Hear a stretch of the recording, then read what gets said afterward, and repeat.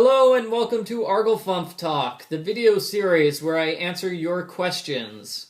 People are always asking me what my favorite Nancy Drew game is, and they're always asking me what my least favorite Nancy Drew game is.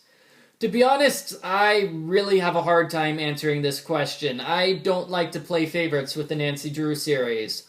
So here's what I did today. I decided to make a top 10 list. I just made a top 10 list of Nancy Drew games which I really like, and Nancy Drew games which I don't like. So here, according to me, are the 10 best Nancy Drew games.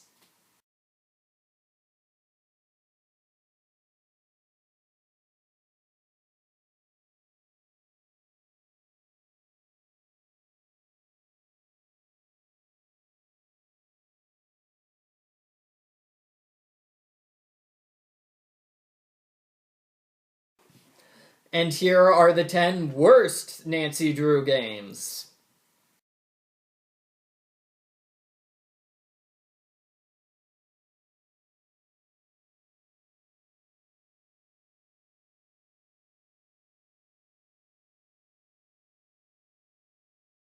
Let me say a little bit about each game. Let's start with Nancy Drew, Stay Tuned for Danger. I like this game. It had a bunch of characters. I especially loved the villain of the game. But the thing about the game which really stands out in my mind is the pacing of the game. It is really good in that things just keep building and building and building in a logical fashion. So, for example, the threats against Rick start off as, creepy notes, then poisoned chocolates, then a falling Klieg light, then a bomb. Things just keep building and building and building until the finale, where the killer locks Nancy inside the studio and attempts to kill her. So that's why I like the game. It was very well structured. Message in a Haunted Mansion. It's an okay game. I like it mainly because I like Emily in that game. I like Emily and George. The phone contacts in that game were fun. Really, it was sort of like the first Nancy Drew game where you had a bunch of fun phone contacts. The phone contacts in the first game weren't good at all. In the second game, they were okay, but in the third game, calling Nancy's friends really came into its own. It was a lot of fun. There are also several moments in Message in a Haunted Mansion which just stand out to me, such as the seance, which is a great scene, and the fire scene. That was a good scene, too. And there's also the scene of Lewis sneaking things into his briefcase. Basically, I think the reason why it's such a good game is that it did a good job with atmosphere. It's really the first scary game of the Nancy Drew series, and they did a fantastic job. The Haunted Carousel is the first Nancy Drew game I ever played. I like it. I liked Miles, the Magnificent Memory Machine! The characters were fun and they all stood out, and I really liked the way that you could move from place to place and just have fun. It was a really expansive, open game. It was my first introduction to Nancy Drew, and for that reason, I'm always going to like it. Curse of Blackmoor Manor is a great game. I like it because it's a puzzle-based game, and you can really do whatever you want in this game. You can really solve all of the puzzles in any order you want. Also, the plot of the game is really good, too. I do love the puzzles. The puzzles are my favorite thing. But the characters are also really good in what's going on with them. Linda is fantastic. Jane is obsessed with games, but she sticks out in everybody's mind. Who's the other person? Ethel. Ethel is kind of creepy and weird. Lulu the parrot. Lulu the parrot. Gotta love Lulu the parrot. Nigel Mukherjee is fantastic. And Mrs. Drake. It's basically... all of the characters are fantastic in that game. This game is really a game where Her Interactive hit the ball out of the park. I love Nancy Drew, Curse of Blackmoor Manor. Let's see, the next game on the list, Last Train to Blue Moon Canyon, the first game Nancy had with the Hardy Boys, seeing the Hardy Boys as characters. It was a good game in that it had a bunch of characters. I really liked the characters and how the game was segmented, if you can say that. So the first part of the game was just you and the Hardy Boys hanging out in your little train compartments. And then later on, the train opened up and you saw puzzles and you could actually get to the final compartment and meet new characters. And then there was another section where you stopped in Colorado and you talked with the woman and you solved puzzles there. And then you had another section inside the mines. It's basically a game where they have a bunch of different sections, and I think that was very well done, in that the game just kept building and building, and it kept things fresh and things kept moving along. Also, cheeseburgers are delicious. Last Train to Blue Moon Canyon confirmed that cheeseburgers are delicious. Just had to say that. Just had to say that. Ransom of the Seven Ships. Game number 20 in the Nancy Drew series. They had Cuckoo, who is the granddaughter of Lulu, so it was nice to see the parrot again. Really, I like this game because it's a puzzle game. I am just a fan of puzzle games. Are there really that many characters and things in this game? No, not really. It's mostly just puzzle after puzzle after puzzle after puzzle after puzzle. I like it. It was a non-stop puzzle parade. Also, George was in this game. This was the first time we got to see Bess and George. And that was fantastic. At the time this game came out, I'm like, whoa, Bess and George?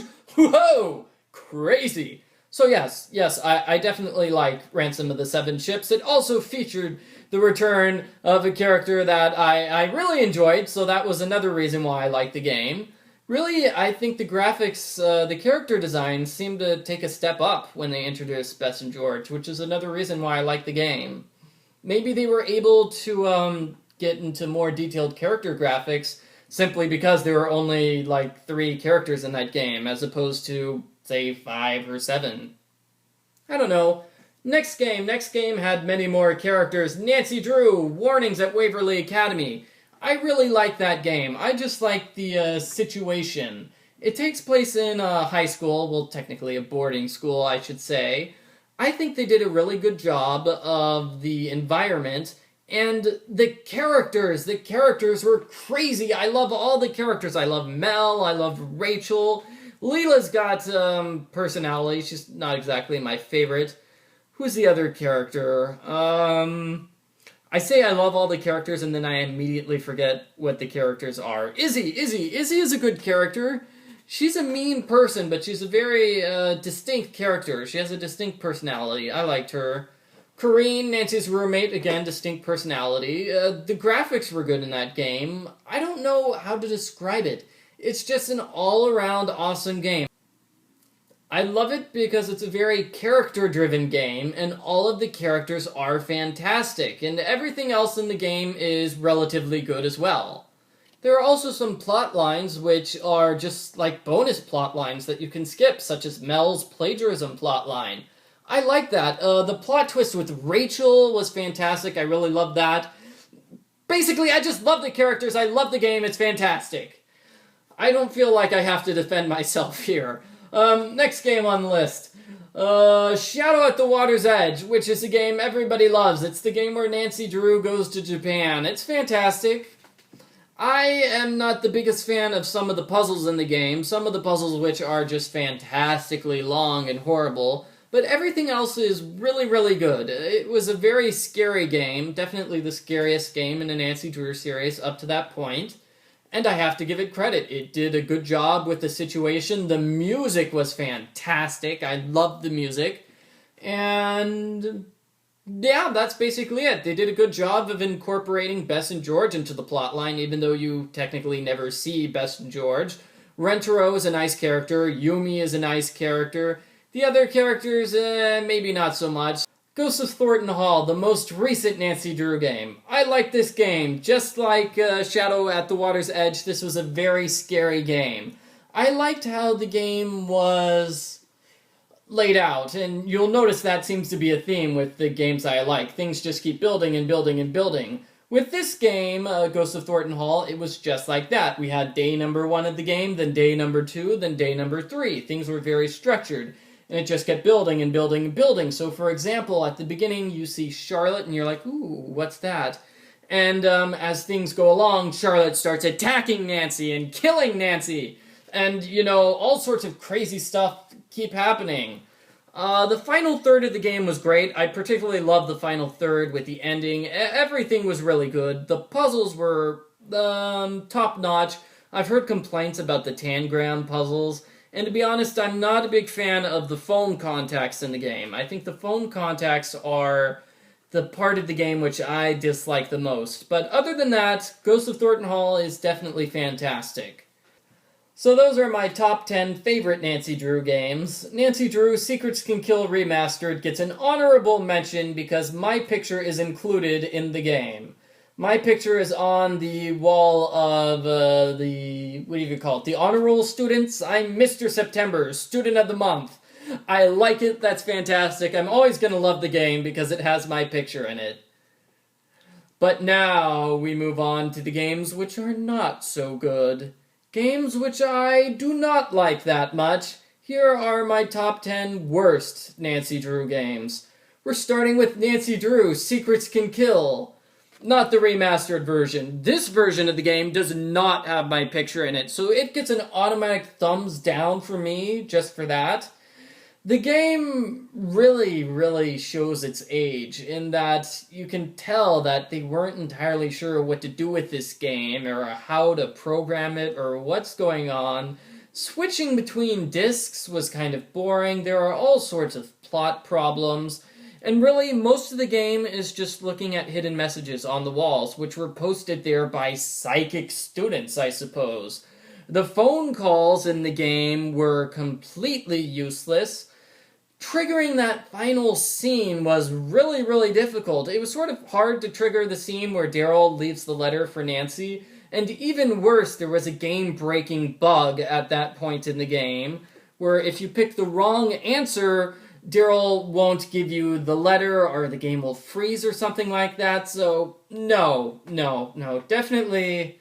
It was a good first try, but looking back and comparing it to the rest of the series, Nancy Drew Secrets Can Kill is not that good.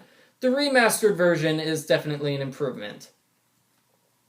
Nancy Drew Secret of the Scarlet Hand. Why don't I like this game? It's an educational game. You spend less time going through mysteries and dealing with interesting characters, and you spend more time learning about the Maya, and learning about the Mayan calendar, and all sorts of Mayan gods and things like that. It was like reading a history book on the Mayan civilization. The culprit of the game was good. That's one of the good things I like about the game. And the phone calls were good, like, whoop-de-doo, it's Nancy Drew, the guy who talked like this. I liked him, he was fantastic. There was Poppy Dada, she was fantastic. There was, the other character, Mrs. Rutherford, who was fantastic. And Sunny June was introduced in that game, which was fantastic. Here's the thing, I just listed 4 characters who were fantastic. You never see them in the game. You just call them and talk to them. And it's just sort of a long, extended phone conversation, which I think they just added in the game to sort of pad it out. If Sunny June is so important, they should have kept him as an important character in the game and done things. I don't know. Anyway, Nancy Drew, Secret of the Scarlet Hand, take it or leave it. I don't particularly like it. Next game, Ghost Dogs of Moonlight. People already don't like this game because it doesn't really have characters. It sort of pulls the same trick as Secret of the Scarlet Hand, where you are forced to do phone conversations for 15-20 minutes. Yeah. Another problem I have with Ghost Dogs of Moonlight is that you spend way too long going around the forest area looking for things. So first you're looking for the critters, and then you're looking for the birds, and then you have to go back and look for the birds again, and you have to go back twice in order to get all of the critters. It takes forever. That is a very long, boring challenge. Also, the ghost dogs. The ghost dogs are severely underutilized in that they appear once. There's only one time where the ghost dogs appear, and then for the following 2 hours, no ghost dogs, nothing scary, you're just cool by yourself. Well, there is the scary scene where the culprit attacks Nancy and locks her in a burning shed, but the scary thing is supposed to be the ghost dogs. They only show up once, and then you see them again at the very end of the game. So it's like, why is the game called Ghost Dogs of Moonlight when the ghost dogs don't really do anything? And the characters for this game, there are only 3 of them, not too impressive. Red Knot is kind of a jerk. Emily is just sort of there. She doesn't really do anything. She just talks with her accent. And that's the most interesting part of her character, is that she has an accent. And Ranger Akers is really kind of dull and boring. He's actually kind of mean. When I recently played Ghost Dogs of Moonlight, I was able to play the game for an hour before meeting Ranger Akers. He's not too involved in the game, to be honest. You can really skip his character. Also, he sort of reminds me of Alejandro from Secret of the Scarlet Hand. He basically has the exact same body structure as Alejandro. He's always standing like this behind his desk, just like Alejandro. I think they were just reusing some character designs in that game. Danger on Deception Island again sort of reuses the character design of the male character who stands behind the desk and stands like this, perched awkwardly. It's like, hello, Nancy, I am the guy who is standing here. Danger on Deception Island isn't that bad, to be honest, but I don't particularly like it. I think it started off as a good game. You really had this mystery with Katie and things like that, and then, bam! Like a third of the way through the game, you're stuck doing this weird challenge for Hilda or whatever her name is, and you're going throughout town doing all sorts of things that have really nothing to do with Katie's boat. And then in the final third of the game, they introduce these killer whales. So it's like the game wasn't sure where it was going. Like the first third of the game is all about Katie, and you think, boy, that's going to be the main plot of the game. But then it sort of shifts to, what's-her-face, Hilda, and a little bit of Colt, I think. And then it sort of shifts again to the other way to say, whoa, this game was all about the killer whales all along. It's like, really, the game suffers from a lack of focus. That's my main problem with Nancy Drew Danger on Deception Island. I don't think it's focused enough. The Secret of Shadow Ranch. Ooh, people are really going to disagree with me about this one. I don't particularly like Secret of Shadow Ranch. It's a very structured game, yes, and I like structured games, but it is just, like the chores. Nancy has to do the chores at the beginning of every day, and I always die because Nancy is supposed to pick these correct fruit, or the correct vegetables based off whatever it says on her internet phone. And guess what? The pictures on the internet phone don't help. They do not show you the correct pictures. And then they decide, hey, Nancy, you didn't do the job we forced you to do. We're just kicking you out of the house. It's like, do they honestly expect a city person who has never been around vegetables before to be able to pick them? And there are other challenges in this game which are just, time wasting. Like the petroglyph challenge. I like petroglyphs. Petroglyphs are fine. But that challenge was just killer boring. And then the bead sorting challenge was also killer boring. And what's-her-face, Mary Yahtzee shouldn't even have been in this game because she was not important to the game whatsoever. It's like, again, I could say it's like the game has a sort of lack of focus in that they forgot, oh, hey, this is supposed to be about Shadow Ranch. It's supposed to be about the ghost horse. And then it's like, well, no, we're going to make it about this ghost town, which was a good segment. It was a well-done segment. But guess what? Nobody ever goes to the ghost town. There's nobody there. There's nothing important which happens there. That's kind of sad when the best part of the game is the part which doesn't matter the most. The maze at the end of the game is ridiculous. I'm told it's randomized, making it impossible to figure it out. That's just crazy. And there's also a glitch in the game where you can fail the game. Where the game will refuse to skip from day 2 to day 3. This is a game-breaking glitch here, and that's another thing you can hold against this game. But other than that, I'm sure it's a fine game. You know, I liked Shorty. I didn't like Dave. Dave Gregory is supposed to be an interesting character, but to be honest, I don't really think he was that interesting.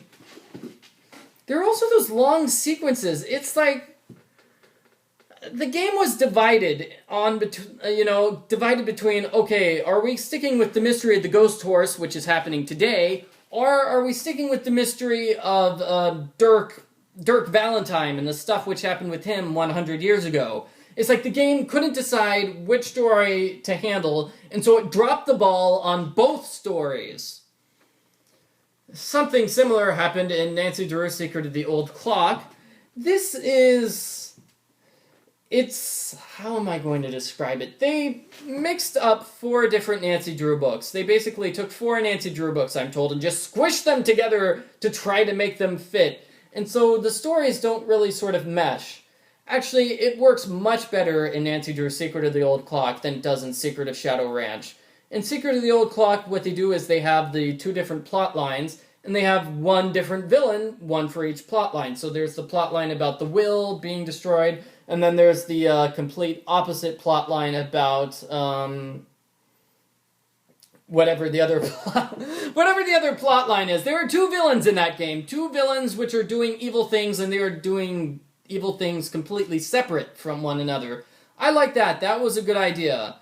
So, why do I dislike this game? I dislike this game because I could not solve any of those challenges in that game. Okay, the mini golf challenge was... The sewing challenge was... And driving all around delivering messages... Really, the challenges in this game were just... And then, like, the mirror challenge, like the clock challenge, it was confusing to figure out what all those clocks were doing. And Jim Archer, the banker man, what was he doing in that game? He's really a character who's not that important, I don't think. He really doesn't bring much to the game. Well, you could call Nancy's father in the game, and Bess and George. That was nice, so that was a plus in the game. And then there was that whole Shakespeare thing. Like, the game went into Shakespeare's Midsummer's Night's Dream for, like, 20 minutes for some reason. And then there was that weird challenge where you had to memorize all of the sound effects and a really long tape and have them written down in order and match the pictures to the sound effects. I just stole the answers from the internet because I could not be bothered. There's also that hobo puzzle, right? The puzzle about hobo symbols. That was actually kind of good. I liked that puzzle. But other than that, no Nancy Drew's Secret of the Old Clock. All of the puzzles killed me, so I just kept on dying and dying and dying and dying and dying. Next game, Nancy Drew Danger by Design. I really don't recall anything about this game that I particularly like. It's just sort of bland, I think. Nancy Goes to France, which is good. It was fantastic. That was nice. I think one of the problems with this game is that it sort of dropped the ball with the characters, such as J.J. Ling. She shows up, and then she just, like, completely gets ignored in the ending of the game. We never find out what happens to her. She has, what do you call it? She's got, like, this book in her, it's a cupboard, right? Yeah, you have the cupboard in J.J. Ling's office, right? When you're making those random cookies for no reason because she's just a mean person who forces you to make cookies, and she doesn't share. She does not share the cookies with Nancy. And she's got a book on, like, extreme developmental geography or geometry or something in there. What was that book doing there? Is there a purpose for having the book with J.J. Ling? No! They just sort of introduced the fact that, hey, J.J. Ling is hiding the fact that she's a super genius who does architecture, and then they just drop it, and we never see J.J., we never find out what happens to her. Same with Jean-Michel. He just sort of is important at the beginning, and then he just sort of disappears, and we don't hear from him again. And also, Dieter, we don't hear from him in the ending. Because, again, the game sort of loses focus in that, you know, we have 2 mysteries. We have the mystery of what's going on with Minette, and we have the mystery of what happened in World War II. And the game just starts off here, and then it sort of jumps to this, and then carries that through, and it completely forgets what happens with Minette. The Minette storyline just sort of gets wrapped up at the very end. Randomly, Nancy just accidentally solves the mystery. She doesn't solve the mystery on purpose. It's like, you know, the game started the Minette mystery, which was good, and then just sort of dropped it. And there are also other problems, like the the photograph puzzle, which took forever, and you really had to, like, oh, sorry about that. I'm blocking my camera here. I was pointing at the screen of my iPad, which I'm using to record this. What you really have to do is, like, put Post-it notes on your computer screen to solve the puzzle, because the puzzle requires remembering where things were located. Oh, it was a horrible, horrible puzzle. Also, like, the typing puzzle, that was sort of kind of a pain. It's like, these puzzles are not there because they're fun or enjoyable. They're there so you could have puzzles. And really, the plot line about what happened in World War II was not that interesting. I think it was not that interesting because it's not resolved until the very end. Unlike, say, in Secret of Shadow Ranch, where you're told, hey, Dirk left this great, fantastic treasure behind. Whoa, that's interesting. In this game, in Danger by Design, it's like, well, this old woman did something in World War II. We don't know what. Whoa. Is that exciting or interesting? No. You're like, okay, who cares? Can I get back to solving the mystery of the crazy woman who's attacked by cockroaches? Nancy Drew, Creature of Kapu Cave. Oh, man, this game. Man, this game. Wow. What can we say about this game? It is an incredibly short game. It's really, really short compared to the games that came before and after it.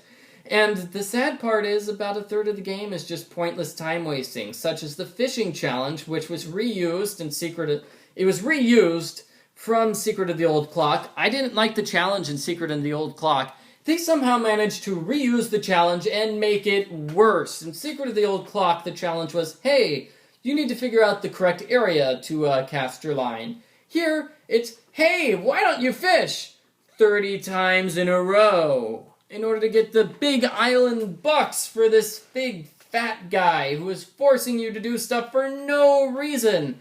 And again, the plot of this game just seems to go nowhere. They don't know whether to focus on Big Island Mike or to focus on the things which are going on with Nancy inside the, what was that place where Malachi Craven was?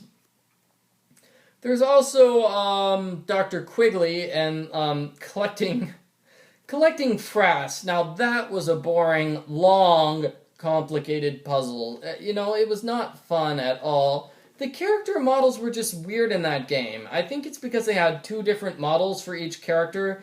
Some of them just looked weird. Like, Puu was just kind of a weird-looking character. No offense to Puu. She looked fantastic at the end of the game. At the end of the game, where she was doing things, she looked fantastic there. For the main part of the game, she looked kind of strange. The game switches between Nancy Drew and the Hardy Boys, and to be honest, about a third of the Hardy Boys thing can be skipped. There's like Johnny Kudo, there's a plotline about Johnny Kudo. You'll notice when I did my video walkthrough for the game, I tried to trigger that plotline. I missed out on it! It turns out that it's an optional plotline, which is sad because the game barely has enough plot as it is, because half of the game is you wandering around in the forest, collecting beetle parts, and then weighing them. So yeah, I don't know what was up with Nancy Drew, Creature of Kapu Cave. It feels like maybe it was a game that was rushed through production. The following game in the series, White Wolf of Icicle Creek, had a completely different graphical system. They upgraded from the 480 by 640, they upgraded to a bigger thing, not mandatory full screen. It was much better. However, I think Creature of Kapu Cave was definitely a hiccup in their transfer from the old system to the new system. They weren't entirely sure where to put it. It sort of came at the very end of the old system, and so it just sort of got sidelined, crushed, destroyed. It's got the weird graphical issues.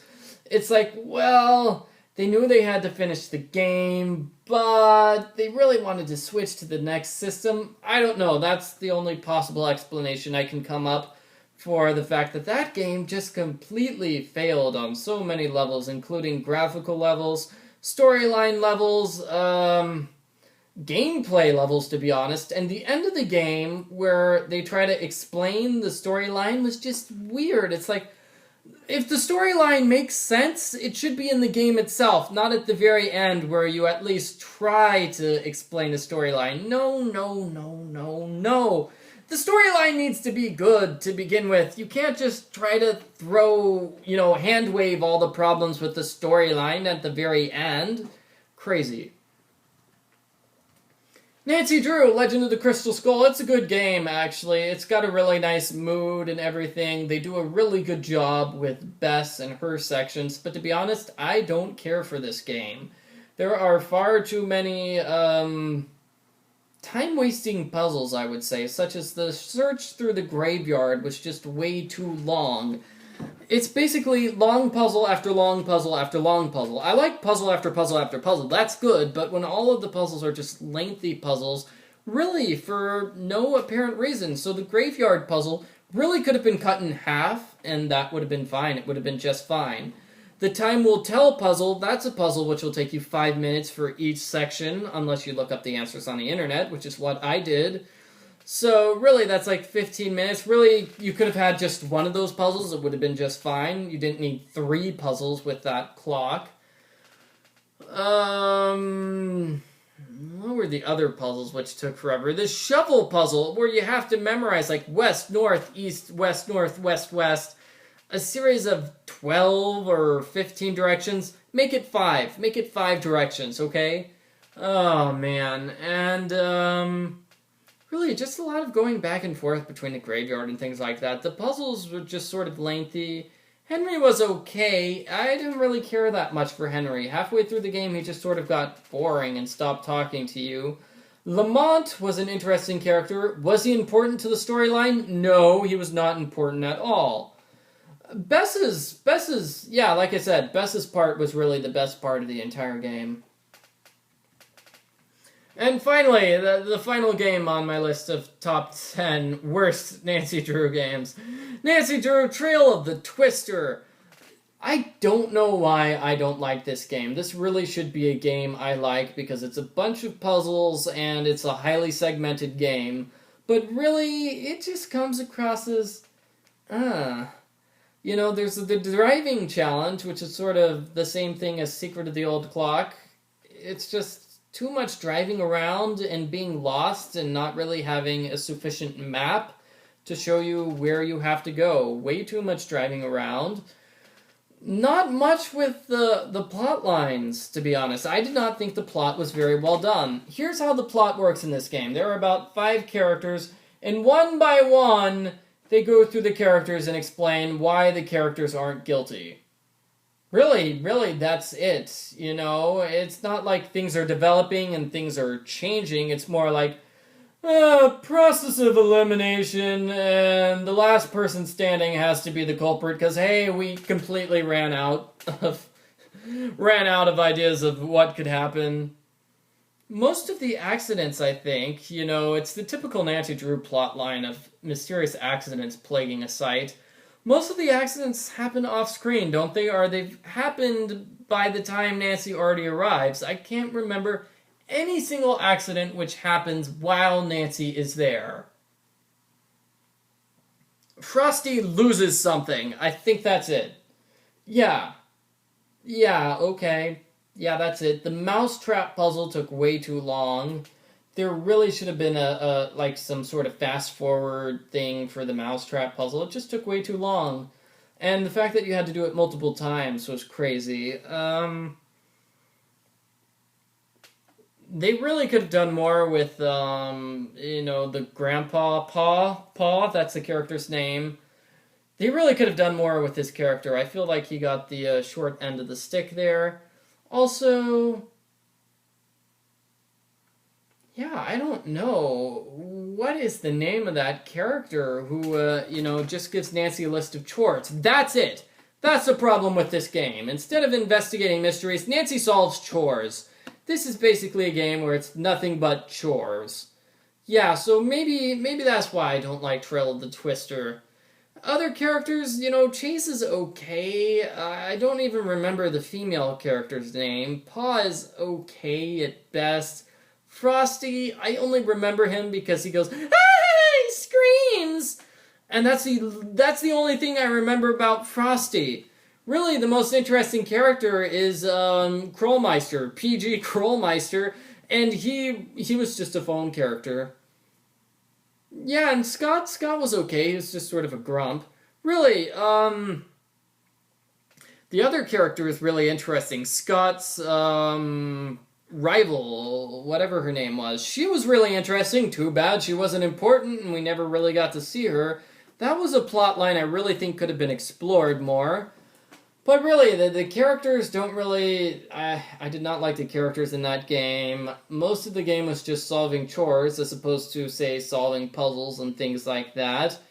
And yeah, there was just not much to recommend it. And hey, you know what? I'll bring up the one thing everybody brings up too. At the very end of the game where you're supposed to chase after the culprit, Nancy spends like a minute on the phone discussing what's going on with the culprit. And meanwhile, the culprit is getting away this whole time, right?